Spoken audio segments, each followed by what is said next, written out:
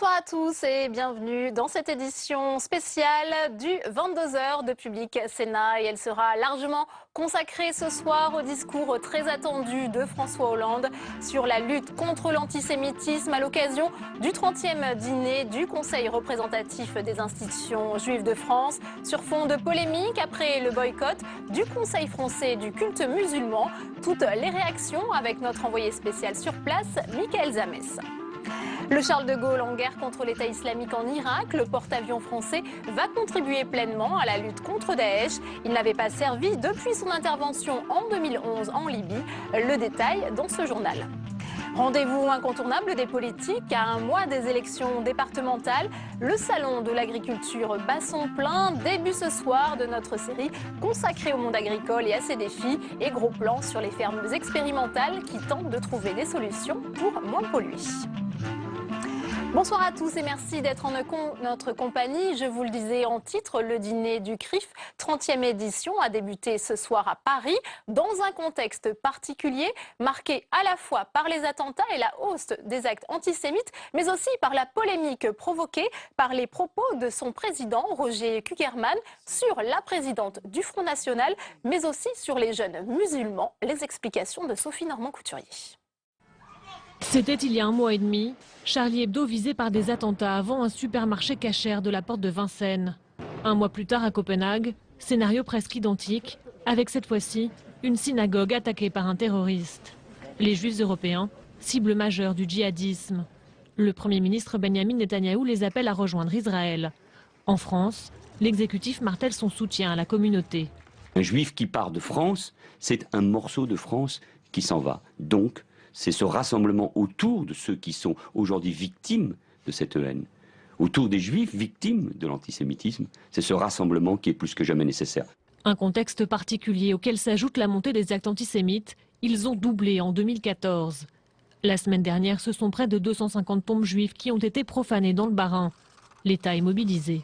Profaner, c'est insulter toutes les religions.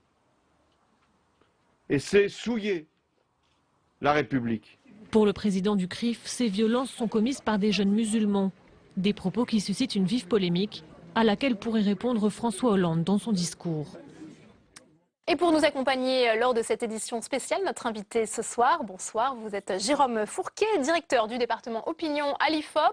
On le voit, un contexte particulier, on l'a entendu, marqué par la polémique suscitée par les propos du président du CRIF, Roger Kuckerman, à la fois sur Marine Le Pen, qualifiée, je cite, d'irréprochable, mais aussi sur les jeunes musulmans qui se sont sentis stigmatisés. Du coup, ils boycottent ce dîner du CRIF. Alors François Hollande doit s'exprimer dans un instant. Que peut-on attendre dans ce contexte particulier du chef de l'État ?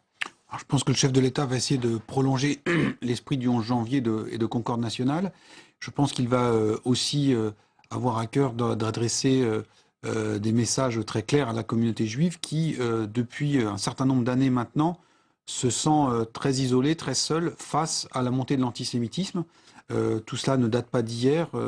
On a vu les choses se dégrader progressivement dès le début des années 2000 avec la deuxième intifada et son importation quelque part en France.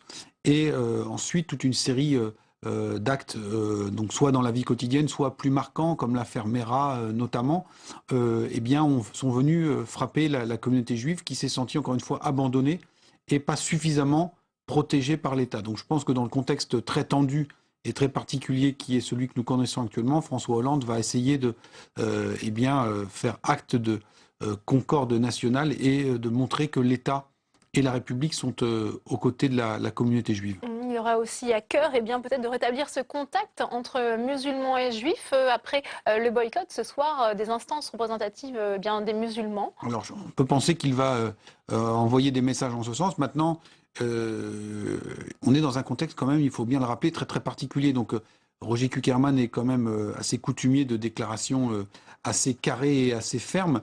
Mais le contexte que je décrivais précédemment, qui encore une fois ne date pas d'hier, est marqué par la montée de l'antisémitisme et par la montée d'actes ou la multiplication d'actes antisémites qui sont le fait, pour une majorité ou pour une part des cas, de personnes issues de l'immigration maghrébine. Et donc pendant des années, la gauche notamment, sous le gouvernement Lionel Jospin a plus ou moins tu cette réalité, fermé les yeux.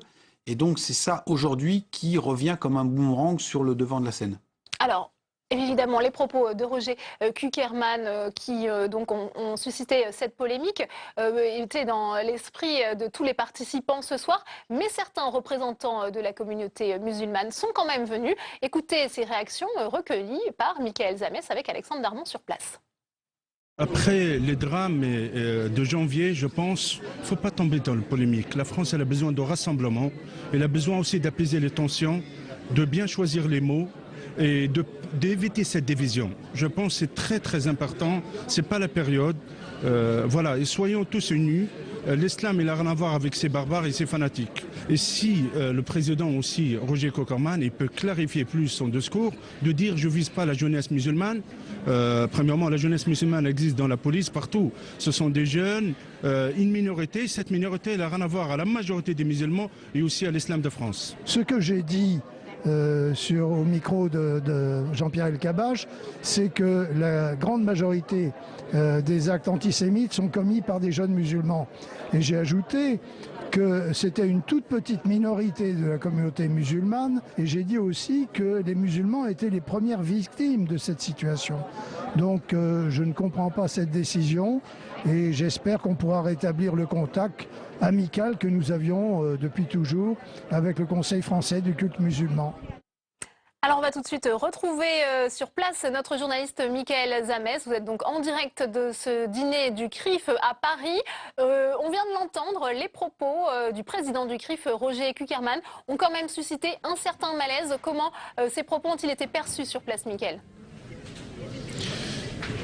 Vous imaginez bien que c'était pas le moment de créer de la polémique finalement. C'est un petit peu ce qu'on entend ici dans les couloirs de ce dîner du CRIF. Roger Kuckerman, qui vient de prendre la parole il y a quelques instants, il a voulu mettre aussi les choses au point devant tout le monde. Et il a eu cette phrase, deux phrases très importantes. La première, il a dit, vous avez vu que une des premières phrases qui a fait beaucoup réagir, c'était celle concernant le Front National et celle concernant Marine Le Pen. Marine Le Pen est irréprochable, avait-il dit ce matin au micro d'Europe 1. Et finalement, il est revenu sur ses propos ce soir. Marine Le Pen n'est ni réprochable et elle n'est pas non plus fréquentable tant qu'elle ne se démarquera pas des propos tenus par son père pendant toutes ces années. Ça, c'était le premier point important pour Roger Kuckerman, qui a décidé de faire cette mise au point dès le début de son discours, de façon assez ferme finalement. L'autre point, c'est évidemment sur le CFCM et ses relations avec le culte musulman. Il appelle aujourd'hui, il tend la main et il dit finalement qu'il y a des vifs regrets qui doivent être partagés, et puis finalement les minorités des musulmans qui doivent vivre ensemble. Il dit nous sommes tous dans le même bateau et finalement nous devons vivre ensemble. Reste qu'il y a eu cette polémique qui a été lancée et que finalement les hommes politiques qu'on a croisés ce soir appellent tous au dialogue, appellent à se tendre la main l'un vers l'autre, vers toutes les communautés.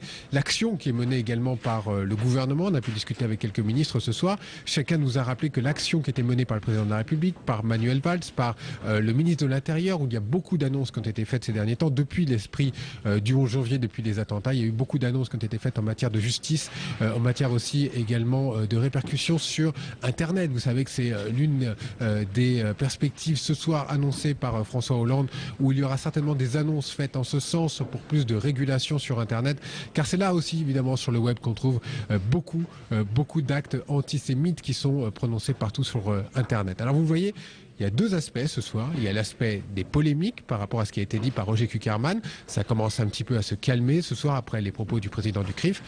Et puis il y aura les annonces attendues par le président de la République.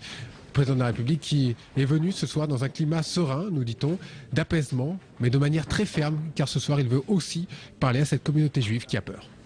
Merci beaucoup, Michael, et on reviendra bien entendu vers vous pour analyser le discours de François Hollande qui est attendu d'ici un instant. Et vous le disiez, Michael, de nombreuses personnalités politiques sont donc présentes ce soir et tous ont réagi au boycott du Conseil français du culte musulman. Je vous propose d'écouter ces réactions, à commencer par l'UMP Valérie Pécresse. Oui, on a besoin de cet esprit du 11 janvier aujourd'hui pour régler ces problèmes de la République. Et oui, je regrette qu'il y ait des phrases qui aient été lancées, qui stigmatisent une partie de notre communauté nationale et je pense à mauvais escient. Il y a eu une forme de terrorisme islamique qui s'est manifestée ces dernières semaines. Il ne faut pas le nier. Mais on ne peut pas dire que tous les actes de violence antisémite viennent d'une seule et même cause. Ce serait inexact. Et d'ailleurs, on l'a vu à Sarre-Union, où l'antisémitisme a montré un tout autre visage. Nous devons à la communauté juive sécurité, amitié, protection bien sûr, mais nous le devons aussi à nos compatriotes musulmans. Et donc c'est dans cet esprit-là que nous devons travailler les uns avec les autres. Nous avons besoin de la détermination la plus grande dans la lutte contre l'antisémitisme et contre le racisme. Donc ça, c'est absolument indispensable, la fermeté. Et il y a aussi un travail d'éducation, évidemment. Je crois qu'il ne faut pas mésinterpréter ou alimenter une polémique à partir des propos qui ont été tenus ce matin par le président du CRIF, Roger Kuckerman. C'est un homme de valeur, c'est un républicain de très grande conviction. Et je crois qu'il faut ce soir que tous se rassemblent dans ce combat. Jean Fourquet, ça va être compliqué pour François Hollande quand même d'intervenir ce soir dans ce contexte. On voit tous les politiques appellent à l'unité nationale, au dialogue entre juifs et musulmans. Pour autant, il y a quand même cette communauté musulmane qui peut aussi se sentir stigmatisée. Effectivement, je pense que François Hollande aura à cœur de rassurer aussi cette population issue de l'immigration maghrébine, pour l'essentiel. Pas mal de signaux ont déjà été envoyés. On l'entendait dans votre reportage. Roger Kuckerman a déjà fait un pas une mise au point et pour essayer d'arrondir un petit peu les angles. Et puis un certain nombre de responsables politiques se sont exprimés. Donc je pense qu'on va être dans cette tonalité-là. Néanmoins, il faut quand même rappeler quelques faits objectifs. C'est-à-dire que depuis quelques semaines maintenant, ce sont des soldats en armes qui montent la garde devant des centres communautaires juifs, des écoles et des synagogues en plein cœur de Paris. L'année 2014, c'est 7000 juifs qui ont fait leur alia, comme on dit, c'est-à-dire qui sont partis vers Israël. Sur une communauté, une population qui est estimée aux alentours de 400-500 000 personnes. 600 000 même. Alors selon les chiffres, ceux de l'IFOP, c'est un peu moins. Donc on est à peu près à 1% de cette population qui est partie en une année seulement. Et les chiffres qui s'annoncent pour 2015 sont encore bien supérieurs. Donc il y a un Avec cet appel aussi du Premier ministre israélien Benjamin Netanyahou, effectivement, qui invite les Juifs d'Europe à émigrer vers Israël. Donc il y a ça, tous ces éléments concrets qui sont en toile de fond. Et donc, bien évidemment, François Hollande aura comme objectif, je pense, de retisser les liens et d'essayer de penser les plaies, de calmer le jeu, si vous me permettez l'expression. Mais il y a d'abord et avant tout, ce soir, je pense, la volonté de montrer que l'État républicain va prendre toute sa part dans la lutte contre l'antisémitisme et essayer de rassurer cette population qui, encore une fois, vit sans doute la peur au ventre. Alors on attend toujours l'intervention du chef de l'État. Il devrait intervenir d'ici quelques instants en direct de cette 30e édition du dîner annuel des institutions juives de France. Je vous propose tout de suite d'écouter Brice Hortefeux, député UMP européen, et qui a également réagi à cette polémique sur les propos de Roger Kuckerman. On écoute. Les électeurs du Front National ne sont pas des sous-citoyens, ce ne sont pas des sous-hommes, ce ne sont pas des sous-électeurs, mais ce sont des personnes que nous devons nous convaincre. Il n'est pas question de parler des appareils, nous respectons les électeurs et nous avons un devoir dans l'opposition républicaine, c'est de les convaincre que voter Front National, c'est d'abord aider la majorité, comme ça a été démontré dans le Doubs, et c'est simultanément conduire la France dans une impasse. Alors on va tout de suite retrouver en direct du CRIF Mickaël Zamès, notre envoyé spécial ce soir. Mickaël, on vient d'entendre Brice Hortefeux. Pas question non plus d'ignorer les électeurs du Front National. C'est en substance le message de l'ancien ministre de l'Intérieur. Bien évidemment, et surtout nous sommes à presque un mois des élections départementales. Dans les sondages, en tout cas le Front National fait la course en tête, suivi de l'UMP, de l'UDI et le Parti Socialiste qui est loin derrière. Donc évidemment, le message que vous avez entendu de Brice Hortefeux, il est très simple, c'est s'adresser d'abord à ces personnes qui votent Front National. Et ici, on a beaucoup parlé quand même de cet aspect du Front National qui reste extrêmement présent. Les gens se demandent pourquoi est-ce qu'aujourd'hui on se retourne vers les extrémismes. Vous avez entendu François Hollande, Manuel Valls, lors de leur passage au Salon de l'Agriculture, qui qui, l'un pour le président de la République, ne comprenait pas cette peur de se retourner vers les extrêmes. Et aujourd'hui, Manuel Valls, lui aussi, qui est allé de sa phrase en disant qu'il ne comprenait pas pourquoi, par exemple, les agriculteurs avaient cette crainte, cette peur sur les territoires français, ce territoire oublié, et que finalement, il fallait revenir vers le jeu républicain, vers les partis républicains. Voilà, que ce soit à gauche comme à droite, on ne veut pas stigmatiser le Front National. C'est un parti comme un autre qui aujourd'hui fait la course en tête dans les sondages en tout cas. En tout cas, on veut s'adresser directement aux partis et aux électeurs qui votent Front National pour qu'ils reviennent dans ce giron et qu'ils retournent dans les urnes pour voter sur les partis que l'on dit plus républicains. Et vous avez vu aussi cette polémique par rapport à Roger Kuckerman qui a parlé de Marine Le Pen. Marine Le Pen qui serait irréprochable personnellement, avec qui on pourrait discuter. Il vient de revenir sur ses propos, mais reste que quand même Marine Le Pen, ce n'est pas son père, ce n'est pas Jean-Marie Le Pen, c'est une personne aujourd'hui avec qui on peut discuter, nous disaient certaines personnalités ici. Et on parle aussi beaucoup d'un électorat de juifs français qui se dirigerait aujourd'hui vers le Front National, tout bonnement pour une peur contre l'islam. Et on voit bien, encore une fois, que ce qui se joue ici ce soir, c'est aussi cette stigmatisation entre deux communautés, communauté juive française, communauté musulmane, qui est en train de se distendre, les liens qui ont du mal aujourd'hui à se tendre de la main l'une vers l'autre, et le Front National qui est au cœur, évidemment, de toutes les discussions. Merci beaucoup, Mickaël, pour cette analyse. Jérôme Fourquet, plusieurs choses dans ce que vient de dire Mickaël Zamès, à la fois sur cette éventualité, cette possibilité d'un vote de la communauté juive en faveur du Front National. Que dit l'IFOP à ce sujet? Alors, l'IFOP, les données de l'IFOP qu'on a pu collecter ces dernières années montrent effectivement que depuis le début des années 2000, on a une droitisation qui s'est opérée dans l'électorat de confession juive, mais que cette droitisation s'est traduite aussi lors de la dernière élection présidentielle, donc en 2012, par un très important vote pour Nicolas Sarkozy, aux alentours de 45% au premier tour, mais un score non marginal pour Marine Le Pen, 13,5% de l'électorat qui, dans nos enquêtes, s'est déclaré de confession juive, nous a indiqué avoir voté pour Marine Le Pen. Donc, comment expliquez-vous ce score? Alors on est toujours quand même assez en deçà de la moyenne nationale. Pour mémoire, Marine Le Pen a fait 18% au premier tour, mais c'est beaucoup plus ce que ne faisait son père en 2007. En 2007, d'après nos enquêtes, on était à 4-5% et à peu près au même niveau en 2002. Donc il y a une vraie progression dans l'électorat juif du vote Front National, par un double phénomène. D'une part, la droitisation sous l'effet d'une montée de l'insécurité et de la crainte ou de l'inquiétude vis-à-vis de l'islamisme, sur lequel le Front National a toujours été très allant, mais jusqu'à présent, il y avait un verrou. Le verrou, il s'appelle Jean-Marie Le Pen, et tous les dérapages, toutes les formules blessantes qu'il a pu employer durant sa longue carrière politique, et qui faisaient qu'il était quasiment impossible pour un électeur juif de voter pour le Front National. Aujourd'hui, Marine Le Pen, depuis son accession à la présidence du mouvement, n'a eu de cesse que d'envoyer ou de donner des gages de fréquentabilité, si vous me permettez l'expression, ou des gages républicains vis-à-vis de cette population, vis-à-vis de ses représentants. Elle a tout de suite insisté sur la Seconde Guerre mondiale, en mettant les choses au clair, en disant que son père avait une vision qui lui était propre et qu'elle ne partageait pas forcément... Finalement, ça fonctionne, car c'est peut-être ce qu'a voulu dire Roger Kuckerman, en estimant qu'elle était irréprochable. Ça fonctionne en partie, mais si Roger Kuckerman dit ça aussi, c'est qu'il a, je pense, un certain nombre de capteurs dans sa communauté. Là, les chiffres dont je vous parle datent de 2012. Depuis, on a eu ce qui s'est passé cet été avec l'attaque d'un certain nombre de synagogues.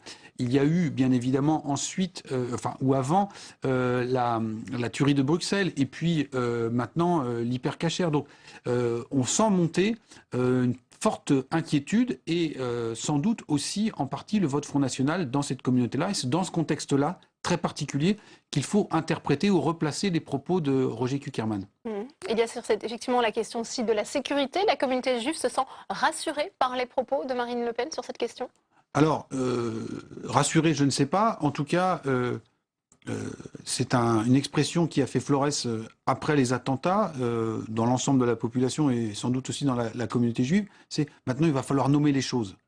Il va falloir nommer les choses et c'est une vertu qu'on peut attribuer à Marine Le Pen, en tout cas pour ceux qui partagent une partie de ses idées, c'était d'avoir dit on a une menace islamiste, une menace, le fascisme islamiste qui progresse en France. Ça fait des années déjà qu'elle dit qu'il est difficile d'être juifs dans certains quartiers de France. Cet été, certains à l'extrême droite ont été surpris de sa réaction quand elle a, non pas pris la défense, mais elle a expliqué qu'elle comprenait l'existence d'une organisation qui a été dissoute, qui s'appelait la Ligue de défense juive, hein, en disant que si cette organisation simili-paramilitaire existait, eh bien c'était sans doute parce que la communauté juive ne se sentait plus défendue. Hein.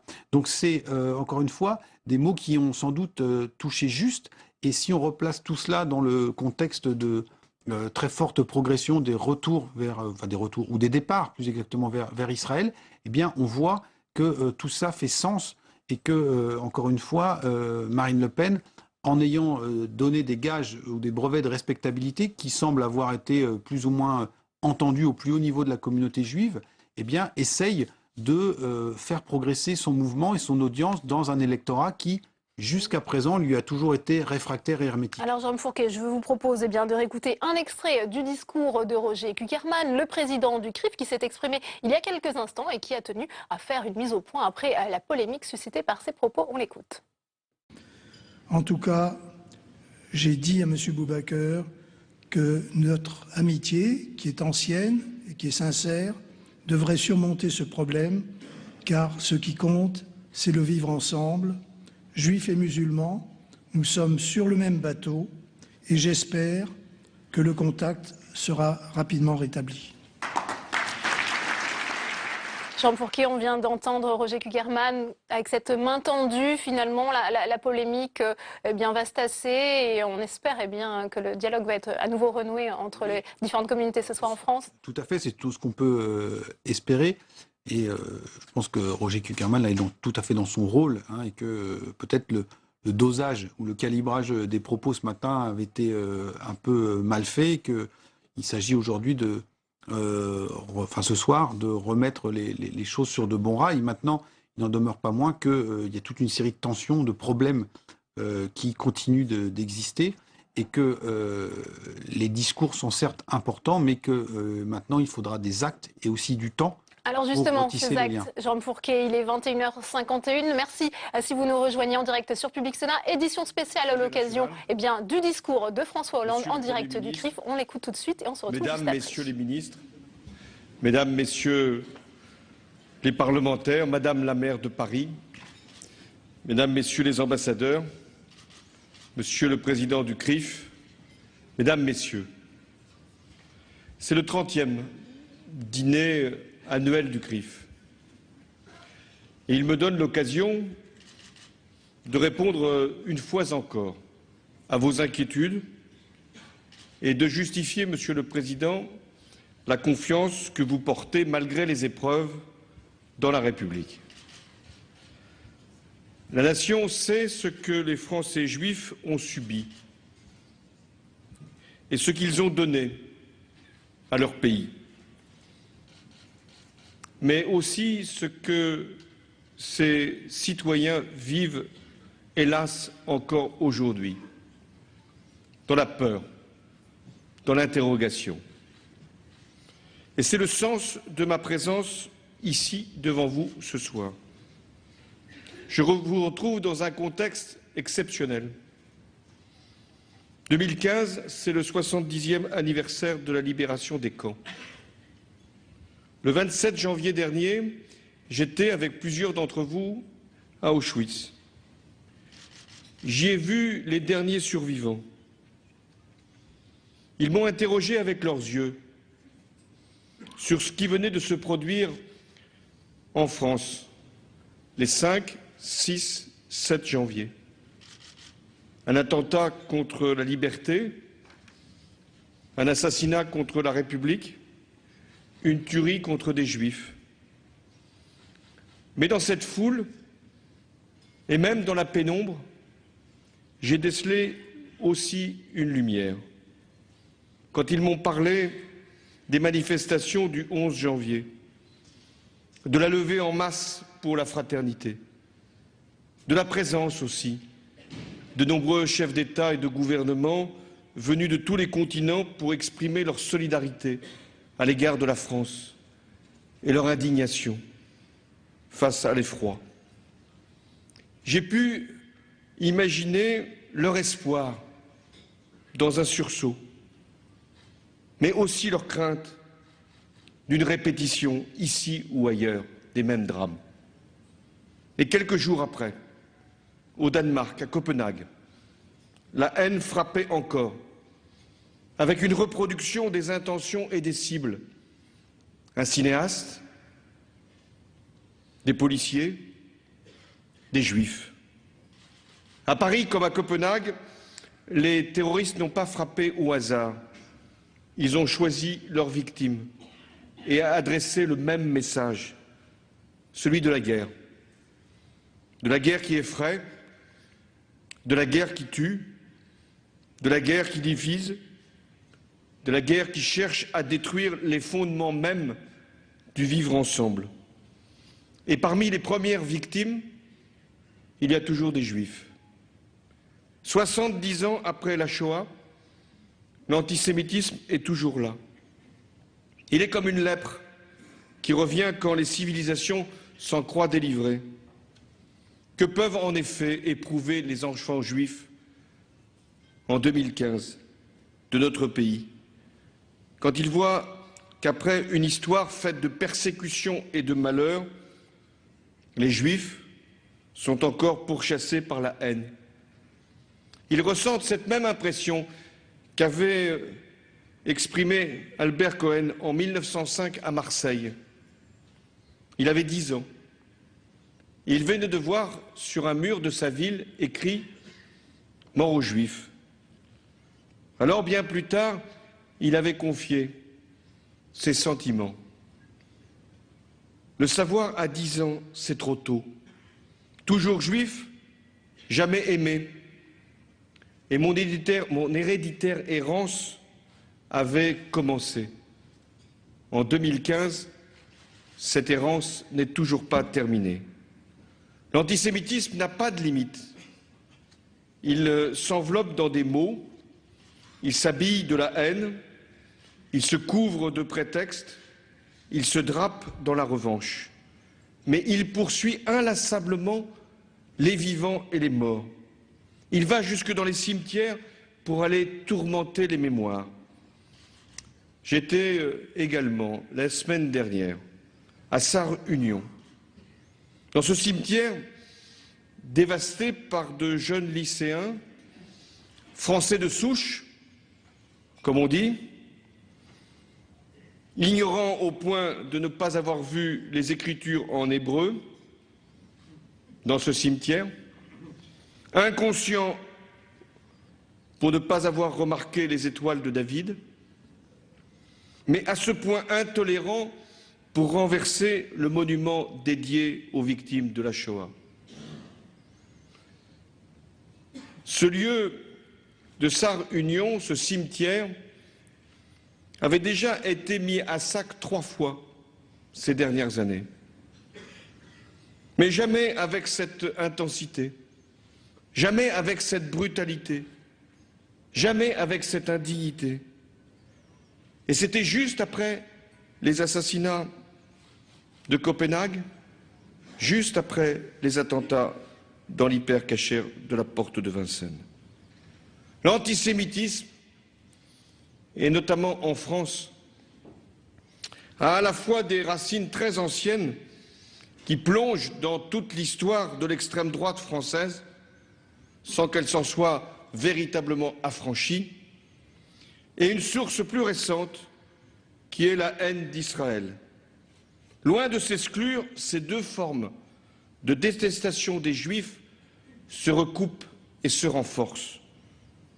L'antisémitisme, avec ses vieilles obsessions et ses nouveaux fantasmes, frappe donc encore aujourd'hui notre pays, et bien plus loin que notre pays, l'Europe. En 2014, on a recensé 851 actes, injures, violences aux personnes, dégradations ou destructions dirigées contre des Juifs. 2 fois plus qu'en 2013, 10 fois plus qu'avant 2000. Et chacun de ces faits est une blessure infligée à la France. Et encore, dans ce décompte, qui n'est pas qu'une sécheresse statistique, ne figure pas le sentiment d'angoisse, d'incompréhension, de désespoir qui parfois étreint tant de nos compatriotes. J'entends cette douleur. Elle n'a rien d'abstrait. Elle est physique. C'est l'inquiétude des parents qui amènent leurs enfants à l'école. C'est celle de la famille qui se rend à la synagogue. C'est celle du jeune homme qui prend le métro avec une kippa sur la tête. C'est celle des clients des commerces cachers, des librairies juives, des centres culturels du judaïsme français. Voilà ce qui est ressenti et donc partagé par nous-mêmes, partagé par tous ceux qui croient en la République et en la France. Il n'y a pas d'antisémitisme ordinaire. Tous les ennemis des Juifs sont les ennemis de la liberté. L'histoire nous l'a encore appris. Ils sont souvent les premiers à être frappés par des fléaux qui nous toucheront tous à notre tour si nous n'y mettons fin. Et c'est pourquoi, en protégeant les Juifs, la République se défend aussi contre elle, par rapport à elle-même. L'antisémitisme, la France ne l'accepte pas. Elle le combat. Et je le dis ici, le combattra sans faiblesse. Et c'est le sens du plan que le Premier ministre, Manuel Valls, au nom du gouvernement, va présenter dans les prochains jours contre le racisme et l'antisémitisme. Ce plan sera aussi complet que concret. D'abord, il visera à protéger. C'est à l'État qu'incombe cette responsabilité. Il mettra donc tout en œuvre pour prévenir, dissuader, agir. Et à mon tour, je veux rendre hommage aux policiers, aux gendarmes, aux soldats. Ce sont eux qui ont porté l'assaut courageux, périlleux pour sauver les otages. Ce sont eux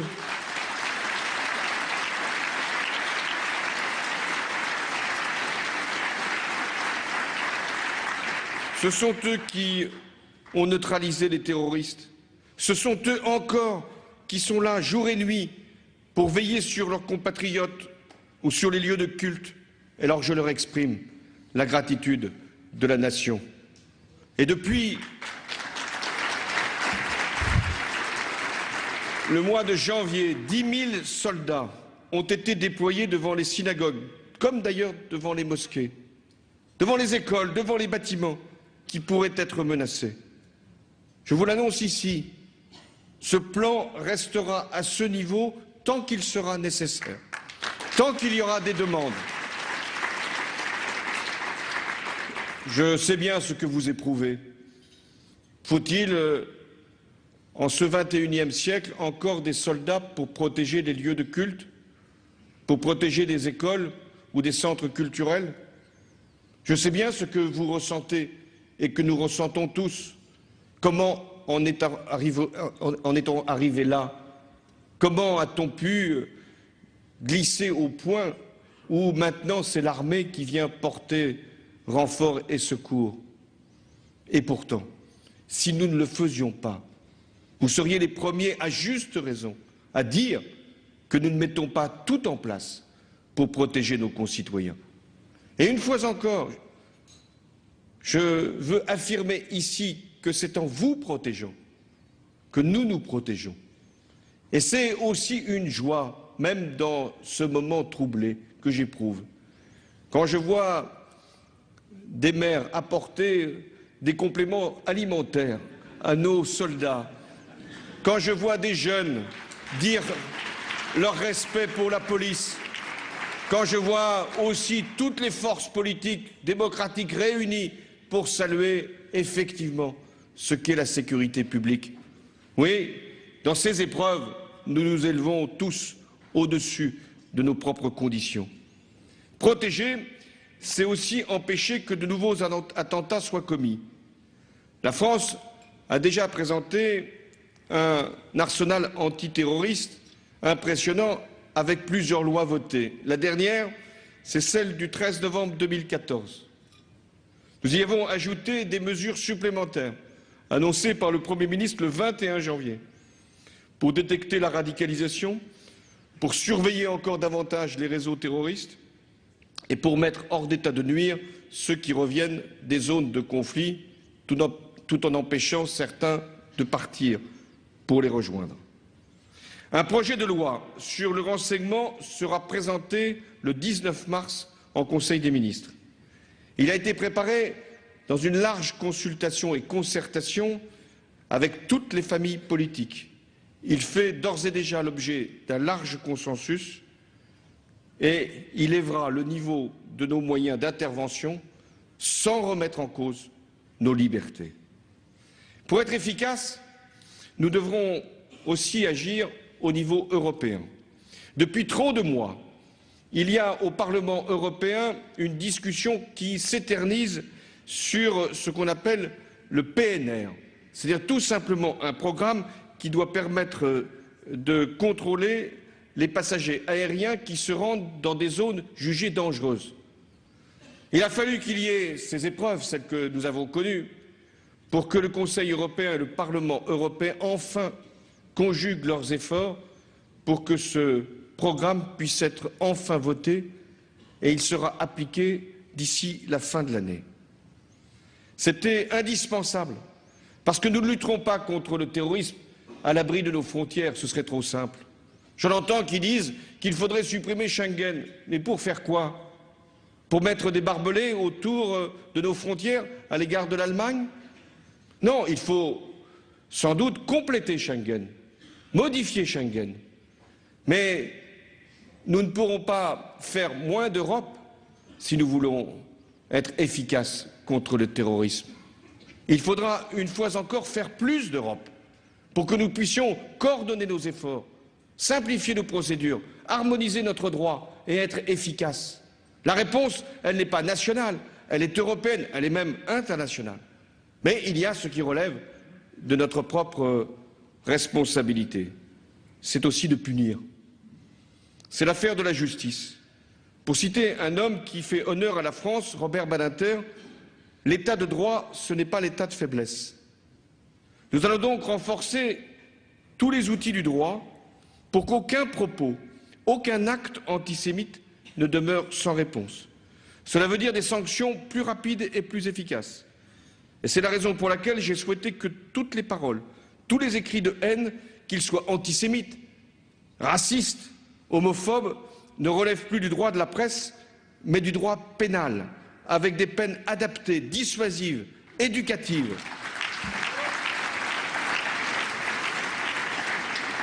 J'ai également souhaité que soit généralisé le caractère aggravant du racisme et de l'antisémitisme lors de la commission de délits de droit commun. Pour être efficace, la sanction doit être visible et les victimes d'antisémitisme et de racisme connaîtront toutes les suites judiciaires qui auront été données ou qui n'auront pas été données aux procédures qui ont été engagées. C'est une bonne façon aussi de faire en sorte que la justice puisse aller jusqu'au bout. Nous devons pourchasser la haine partout, partout où elle se diffuse, partout où elle peut trouver un abri protecteur, et notamment sur Internet. Vous avez évoqué cette question, Monsieur le Président. La haine, quand elle est anonyme, elle se démultiplie. Quand elle est cachée, elle finit par se révéler pour ce qu'elle est. Et il n'y a pas de haine virtuelle dès lors qu'elle se répand. Aussi vais-je être simple. Le monde numérique n'est pas hors de notre réalité. Il ne pourra donc pas être hors de notre légalité. Les grands opérateurs doivent être mis devant leurs responsabilités. Quand des sites de partage de vidéos en ligne diffusent des harangues antisémites, quand en un clic sur un moteur de recherche on trouve des pages et des pages où se déploie impunément le négationnisme, alors l'indifférence devient complicité. Et si vraiment les grands groupes d'Internet ne veulent pas être les complices du mal, ils doivent participer à la régulation du numérique. Puisque nous sommes parvenus à éliminer la circulation d'images pédopornographiques sur les réseaux, alors nous devons agir de la même manière contre ceux qui font l'apologie du racisme, de l'antisémitisme et du négationnisme. Et c'est pourquoi je soutiens l'appel international que l'Union des anciens déportés et l'Union des étudiants juifs de France ont lancé le 27 janvier dernier aux géants d'Internet contre le négationnisme. Le ministre de l'Intérieur, Bernard Cazeneuve, revient d'un déplacement dans la Silicon Valley. Ce n'était pas pour mesurer les effets de la French Tech, qui sont pourtant bien réels, ni le succès de nos entreprises, qui sont considérables, ni le sens de l'innovation de beaucoup de jeunes start-up françaises. Non, il y est allé pour rencontrer les dirigeants de Google, Facebook, Apple et Twitter.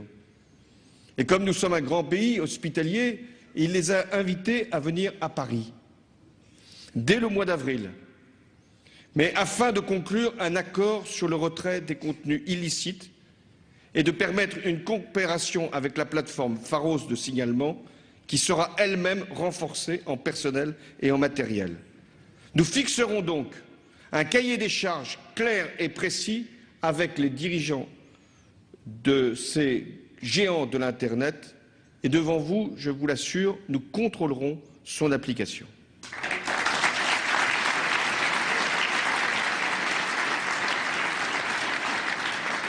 Le plan de lutte contre le racisme et l'antisémitisme donnera une large place à l'école, parce que c'est sa mission de transmettre les savoirs essentiels, mais aussi de fabriquer des esprits éclairés, capables de raisonner, de distinguer une information d'une rumeur, de respecter aussi et de faire respecter les règles de vie dans une société fondée sur la laïcité. C'est un devoir pour l'enseignant, mais c'est une tâche difficile. Comment faire la distinction entre ce qui est vrai et ce qui ne l'est pas, ce qui est dit par le maître, mais contredit par les réseaux sociaux? Qu'est-ce qui justifie de croire ou de ne pas croire ce que dit l'enseignant quand, pour l'essentiel, des fausses informations circulent sur d'autres réseaux? Comment assurer l'autorité du maître quand elle est sans cesse contestée, y compris par des parents qui veulent donner une autre idéologie à leurs enfants ou parfois les laissent à l'abandon? C'est une tâche difficile, essentielle, que la ministre a voulu une fois encore souligner. Et c'est parce que précisément il y a eu des incidents lors de cette minute de recueillement que nous devons encore davantage parler, transmettre, éduquer, former. Ce sera le sens de la semaine de lutte contre le racisme et l'antisémitisme à l'école que la ministre a rétabli cette année du 16 au 21 mars. Ce sera également l'engagement qui a été pris et qui sera respecté de porter des enseignements de morale civique. Ils débuteront en septembre prochain dans toutes les classes, du CP jusqu'à la terminale. Ils permettront de proposer un véritable parcours républicain pour toute une classe d'âge. Et de la même manière, nous ferons en sorte de développer autant qu'il sera possible le service civique pour que d'abord il soit proposé à tous les jeunes, je dis bien à tous les jeunes de France, pour qu'ils puissent donner le meilleur d'eux-mêmes au service de la collectivité et d'eux-mêmes. Nous ferons aussi en sorte que la réserve citoyenne, c'est-à-dire ce que peuvent faire tous les adultes avec leur expérience professionnelle, que cette réserve citoyenne soit mobilisée pour l'éducation, pour la santé, pour la culture. Et d'une certaine façon, je m'adresse à vous, vous êtes également partie prenante de cette mobilisation. Enfin, je n'oublie pas l'importance de la transmission, car une société qui ignore son passé se condamne à le revivre. Il faut donc enseigner toute l'histoire, pas une partie de l'histoire, pas l'histoire qui ne nous pose pas de problème, pas l'histoire qui simplement salue les faits de gloire, mais aussi qui rappelle les zones d'ombre. Toute l'histoire, c'est-à-dire à tous les enfants dans tous les établissements. Ne pas enseigner la Shoah, ce serait déjà la nier. Et c'est le sens du beau film « Les Héritiers », auquel vous venez de remettre ce soir le prix du CRIF, comme le très poignant film sur le calvaire de Ilan Halimi, 24 jours. 2 films pour lutter contre l'oubli. Vous avez également remis un 3e prix à un jeune homme, Lassana Bathily, comportement exemplaire, exemplaire pendant la prise d'otage, exemplaire après la prise d'otage, exemplaire dans les mots et les actes. Oui, nous sommes fiers que Lassana Bathily soit un citoyen français.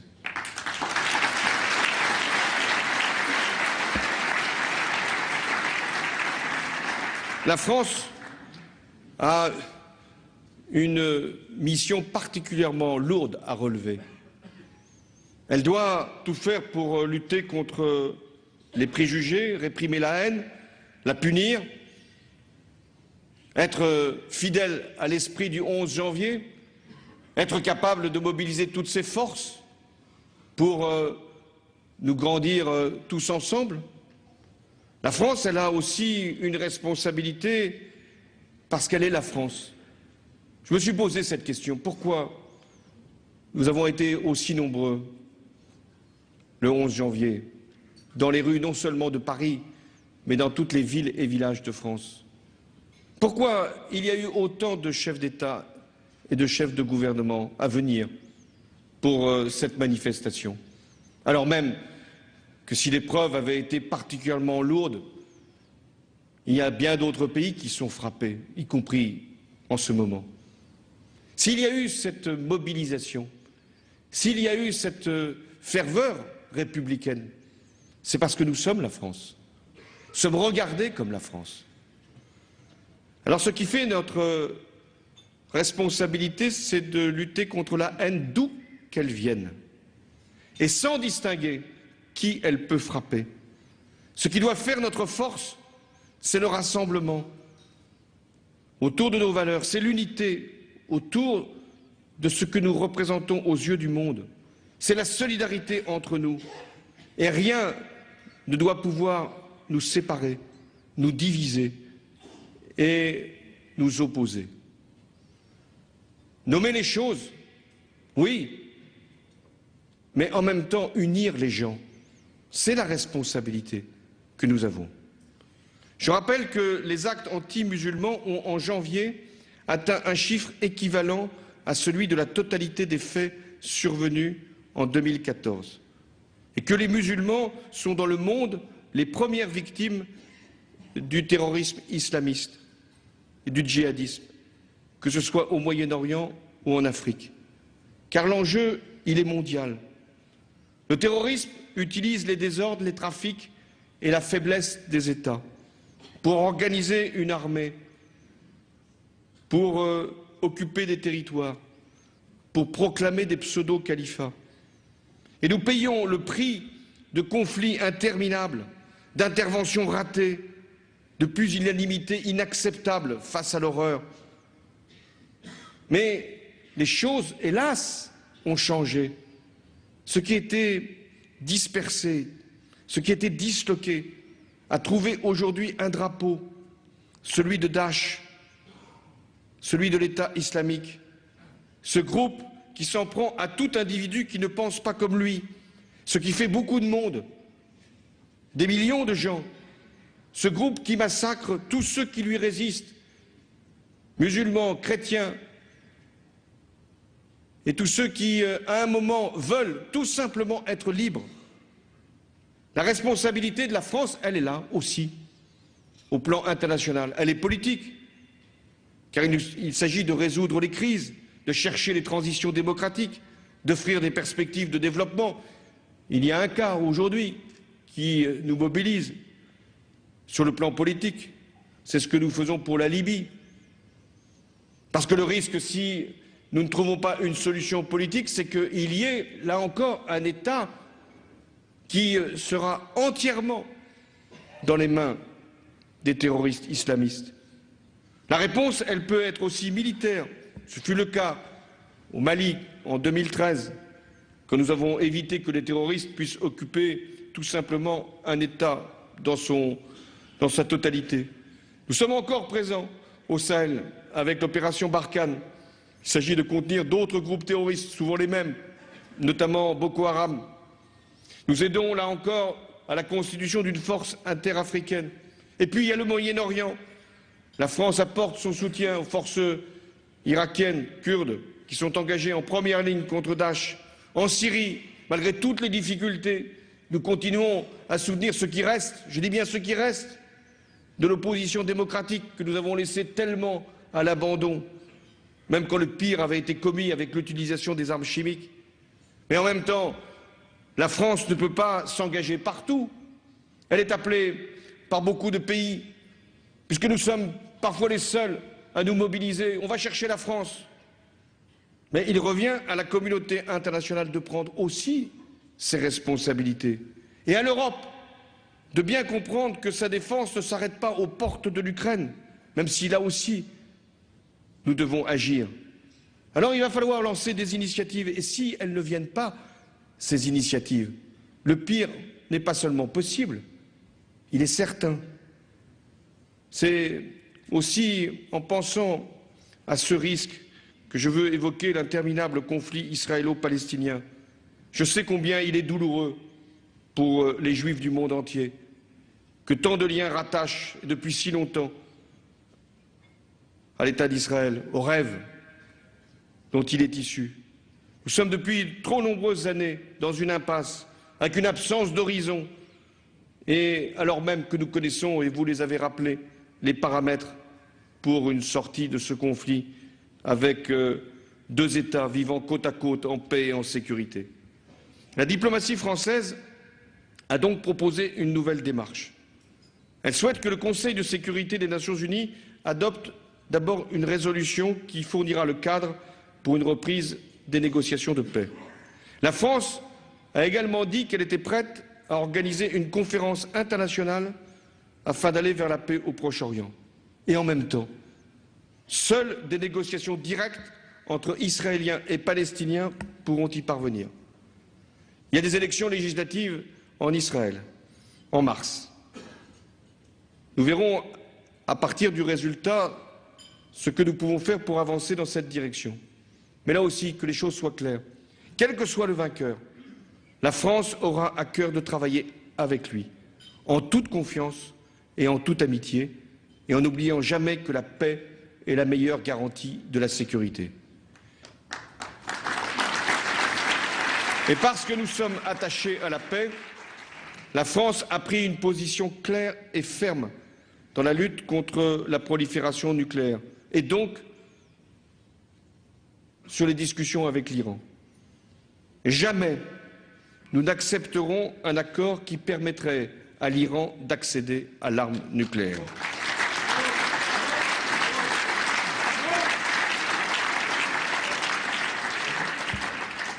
Ce n'est pas seulement la sécurité d'Israël qui nous mobilise, c'est la sécurité d'Israël, c'est la sécurité de l'ensemble de la région, mais c'est notre propre sécurité.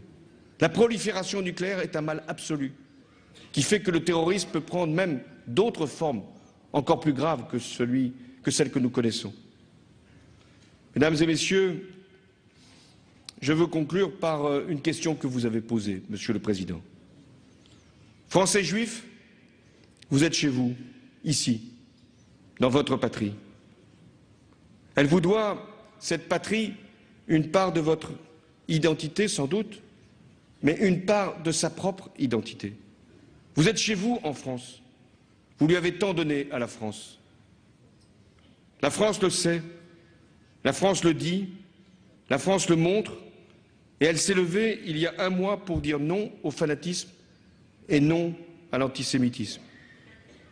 Les Juifs sont chez eux en France. Ce sont les antisémites qui n'ont pas leur place dans la République.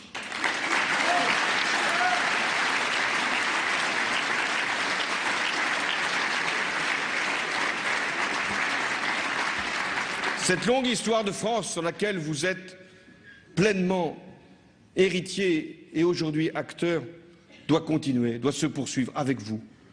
Vous aimez votre pays, vous le servez de multiples façons, et votre pays, votre patrie, votre République vous doit protection et affection.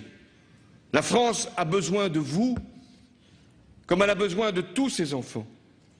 Parce que la France, elle veut réussir avec vous. Elle veut réussir avec tous les citoyens de France, sans distinction. Parce que la France, elle a encore un long chemin à accomplir. Et elle ne le réussira qu'avec vous, ensemble. Vive la République et vive la France.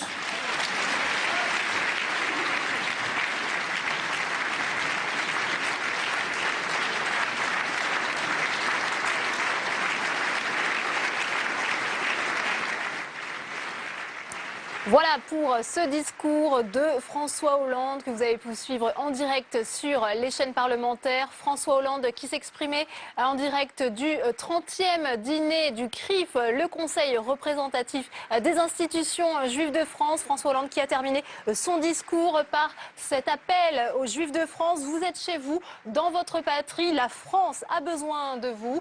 Édition spéciale ce soir sur notre antenne avec Jérôme Fourquet. Je rappelle que vous êtes directeur du département opinion de l'IFOP. Alors, beaucoup de choses ont été dites ce soir par François Hollande lors de ce discours de plus de 30 minutes devant la communauté juive de France. Que faut-il en retenir selon vous?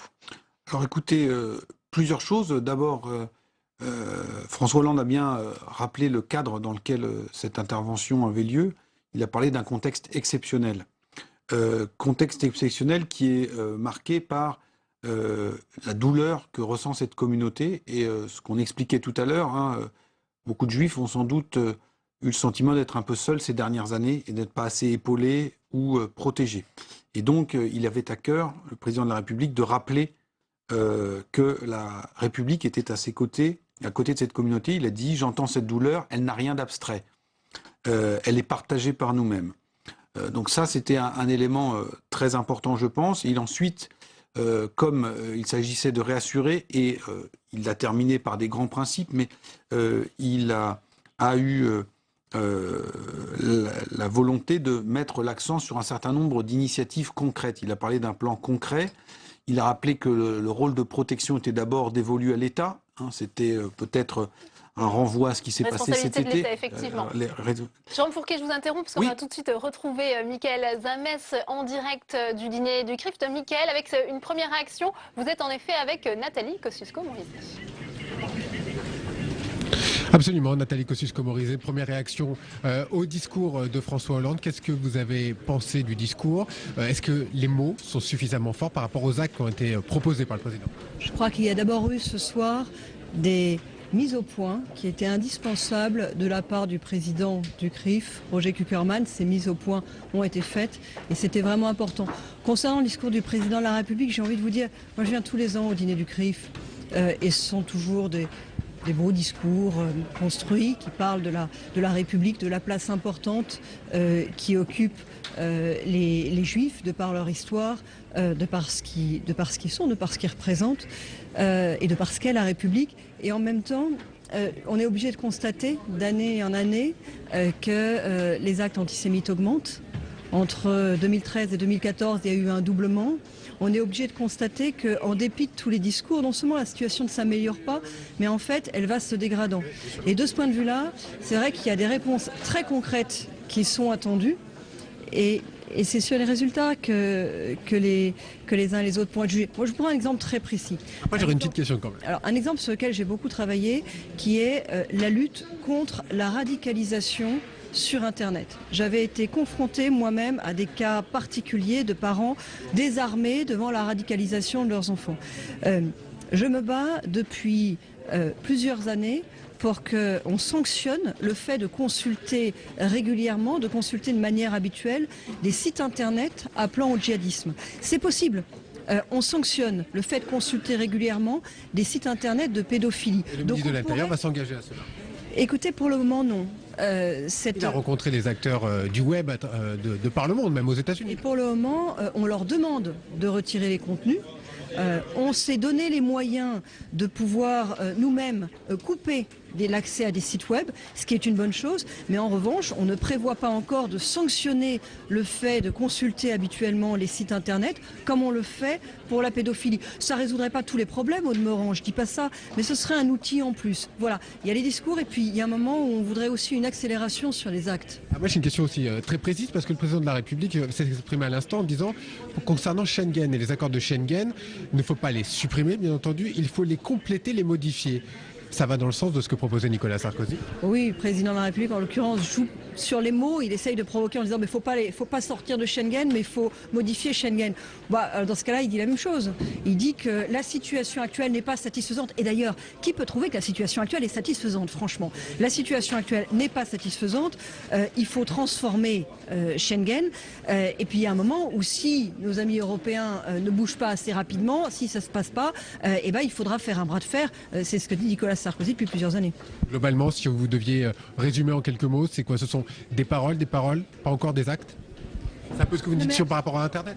Tenez, moi, c'est des sujets. Écoutez, c'est des sujets trop graves. On n'a pas envie d'être dans de la critique politique systématique. Il y a des choses qui étaient très bien dans le discours. Voilà, il y a des choses qui étaient très bien. Maintenant, c'est des sujets tellement graves qu'on voudrait que les choses avancent vite. Je le redis, les actes antisémites, ils ont doublé entre 2013 et 2014.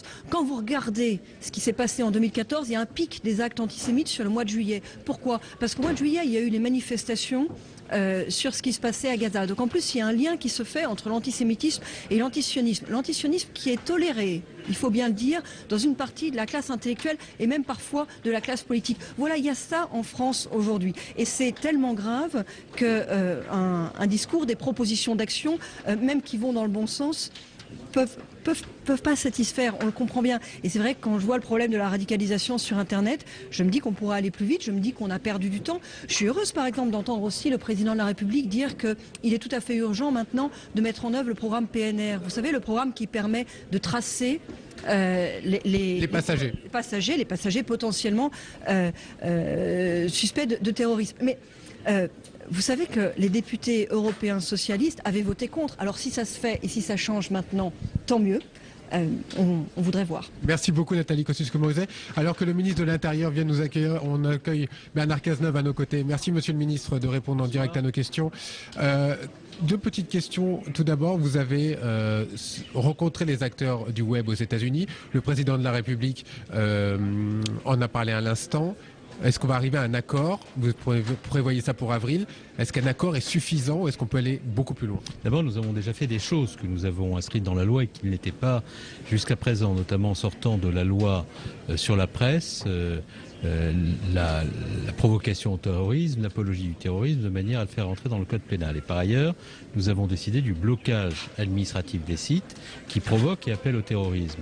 Non pas d'autorité, nous ne le ferons que si, après avoir appelé l'attention des opérateurs Internet sur un certain nombre de contenus, ils ne retirent pas et ne déréférencent pas ces contenus par eux-mêmes. C'est donc un progrès important qui a été fait dans le cadre de la volonté que nous avons de prévenir les actes terroristes et de protéger les populations.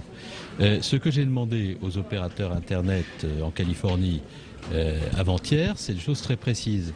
D'abord, nous allons armer la plateforme Pharos davantage qu'elle ne l'est, puisque nous allons créer une centaine d'emplois au sein de la direction centrale de la police judiciaire, dont une grande partie sera affectée à cette plateforme, qui est une plateforme de signalement des actes ou des propos qui appellent, qui provoquent au terrorisme ou à la haine antisémite.